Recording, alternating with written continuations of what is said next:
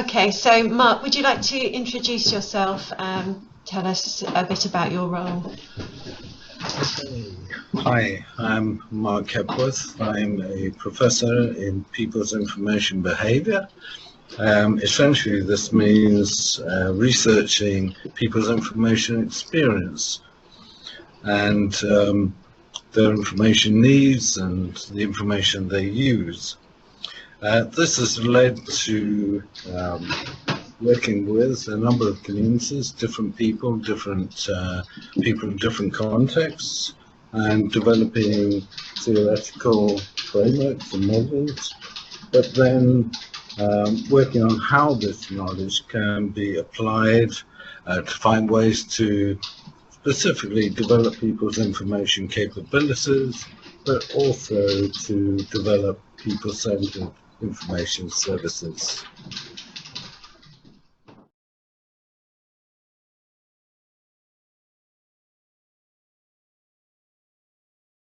Planning to cover, in collaboration with our partners in Africa, is how we can strengthen people's knowledge of research. Often researchers may be strong in certain areas and certain types of research, and would benefit from a better, broader understanding of research approaches. It's often hard for researchers to get this broad understanding, which means it's quite difficult to take part in multidisciplinary research, collaborative learning, and also transfer these skills or help other people to develop these capabilities. Aura will co-develop with our partners practical ways of doing this that can be applied in their universities and for faculty, and also, we hope, postgraduates and even undergraduates. And lastly, we will also look at various associated transferable skills such as independent learning, critical thinking, digital scholarship, and of course the effective communication of research.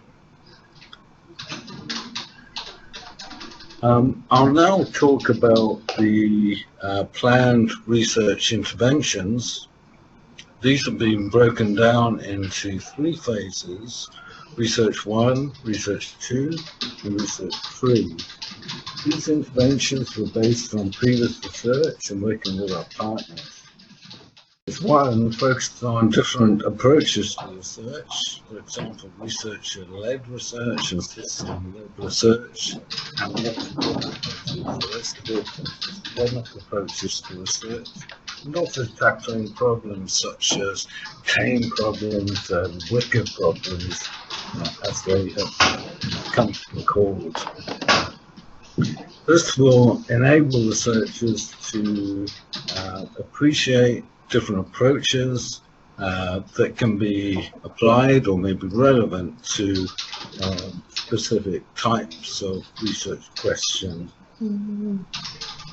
In addition, we want in Research 1 to strengthen people's ability and find ways to identify and enable critical evaluation of current evidence, i.e. previous research, to help provide and develop a rationale for the research. For example, identifying the gaps, but also meet the needs of the discipline and society at large. As a consequence, at the end of the first part of Research 1, people will have framed their research questions, their research agendas within these broader contexts. Research 2 will drill down and look at, in more depth and more detail, the various approaches, for example, system-led, community-based research, and unpick the underlying ethos, methodologies, and techniques to gather and analyze research data and effectively communicate those findings. For example, this would include more participative approaches, where there may be more emphasis on holistic and qualitative approaches.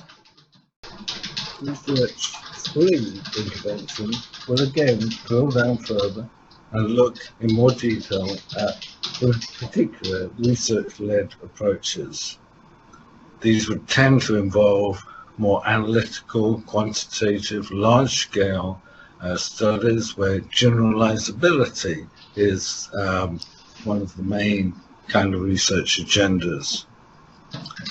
I should say at this point that the distinction between these various approaches is to some extent artificial, but it's used to highlight the distinctions between approaches and methods, the different values that underpin these different approaches, and the specific methods that may be associated with them, and also how these various approaches, methodologies, and techniques can be combined.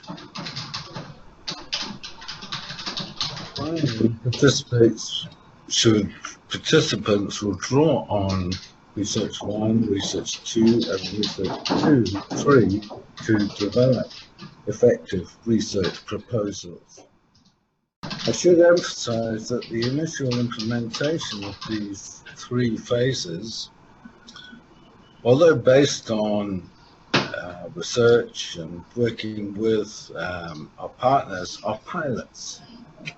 And one outcome will be to work collaboratively with participants to modify, improve, and co-create a research capacity framework that can be applied and sustained in their institutions and should be of use to other higher education institutions.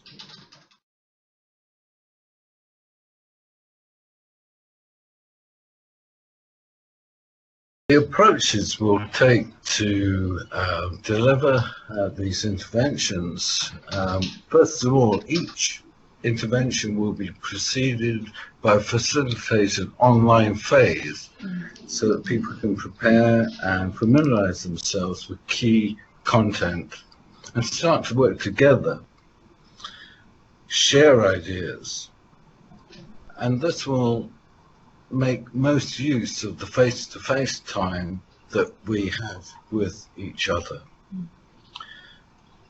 So the online phase will be followed by face-to-face.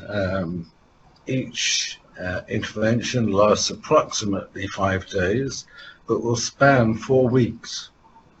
Each face-to-face intervention will also be followed by another online phase where people can reflect on the interventions.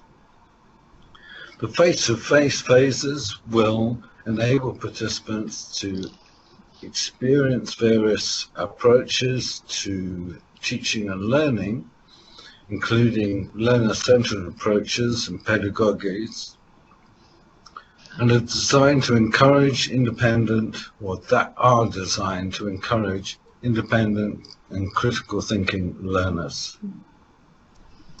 Finding ways to engage and excite people with research is fundamental to the program, and I think most academics will share with me, or instructors will share with me, that this is in fact quite difficult, and hence we'll use and experiment ways that will work with our partners and in their teaching and learning environment, and meet the challenges that people experience on the ground. For example, high student-staff ratios, and so on.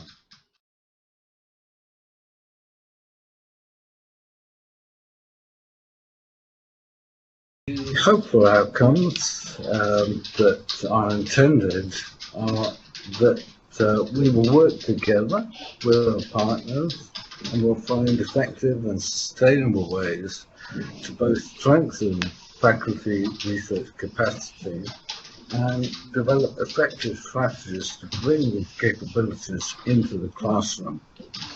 Ultimately, in collaboration with our partners, the intended outcomes will be a tried and tested framework to strengthen research capacity that can be applied in other higher education institutions.